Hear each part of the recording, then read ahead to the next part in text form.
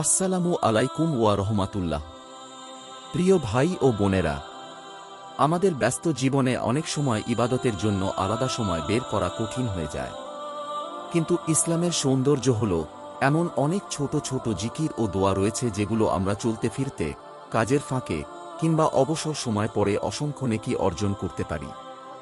আজকের ভিডিওতে আমি আপনাদের সাথে এমন 10টি ফজিলতপূর্ণ জিকির ও দোয়া শেয়ার করব যেগুলো আপনার জীবনকে বরকতময় করে তুলতে পারে ইনশাআল্লাহ।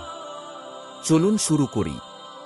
1 নম্বরে রয়েছে আল্লাহুম্মা ইন্নী আসালুকাল আফওয়া ওয়াল আফিয়াতা ফিদ দুনিয়া ওয়াল আখিরাহ। অর্থ, হে আল্লাহ, আমি আপনার কাছে দুনিয়া ও আখিরাতের ক্ষমা ও নিরাপত্তা কামনা করছি। রাসূলুল্লাহ শাহ এই দোয়াটি নিয়মিত পড়তেন, তাই প্রতিদিন সকাল সন্ধ্যায় এটি পড়ার অভ্যাস গড়ে তুলুন। 2 নম্বরে রয়েছে লা ইলাহা ইল্লা আনতা সুবহানাকা ইন্নী কুনতু মিনাজ জালিমিন। এটি হল হযরত ইউনুস এর দোয়া। যখন তিনি মাছের পেটে ছিলেন তখন এই দোয়া পড়েছিলেন। দুঃখ, কষ্ট, বিপদাপদ ও সংকট থেকে মুক্তির জন্য এটি অত্যন্ত শক্তিশালী একটি দোয়া। 3 নম্বরে রয়েছে সুবহানাল্লাহি ওয়া বিহামদিহি সুবহানাল্লাহিল আজিম। রাসূলুল্লাহ শাহ বলেছেন, এই দুটি বাক্য জিহ্বায় সহজ, আমলের পাল্লায় ভারী এবং আল্লাহর কাছে অত্যন্ত প্রিয়। 4 নম্বরে সুবহানাল্লাহ মাত্র 100 বার পাঠ করলে 1000 নেকি লেখা হয় অথবা 1000 গুনাহ মাফ করা হয়। ভাবুন কত সহজ একটি আমল। 5 নম্বরে রয়েছে আলহামদুলিল্লাহ। ভালো খবর পেলে, কোনো নিয়ামত লাভ করলে কিংবা প্রতিদিনের জীবনে আল্লাহর শুকরিয়া আদায়ের জন্য এই জিকিরটি বেশি বেশি পড়ুন। 6 নম্বরে রয়েছে লা ইলাহা ইল্লাল্লাহ।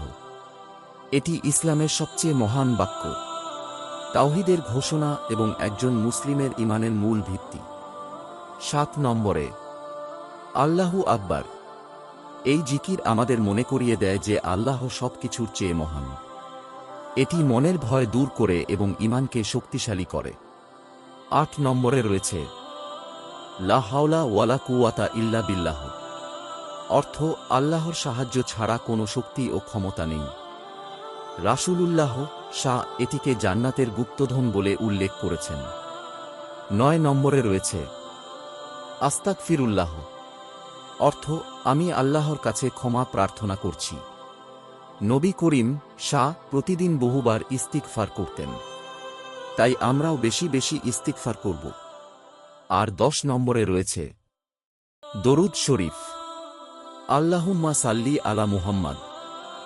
রাসূলুল্লাহ শাহ এর ওপর একবার দরুদ পাঠ করলে আল্লাহ তাআলা বান্দার ওপর 10টি রহমত নাইল করেন, 10টি গুনাহ মাফ করেন এবং 10টি মর্যাদা বৃদ্ধি করেন। প্রিয় দর্শক, এই 10টি জিকির ও দোয়া আপনার দৈনন্দিন জীবনের অংশ বানিয়ে ফেলুন।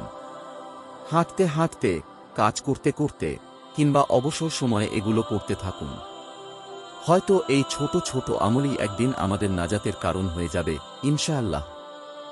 ভিডিওটি ভালো লাগলে লাইক দিন, শেয়ার করুন এবং ইসলামিক ভিডিও পেতে চ্যানেলটি সাবস্ক্রাইব করুন। আল্লাহ আমাদের সবাইকে বেশি বেশি জিকির করার তৌফিক দান করুন।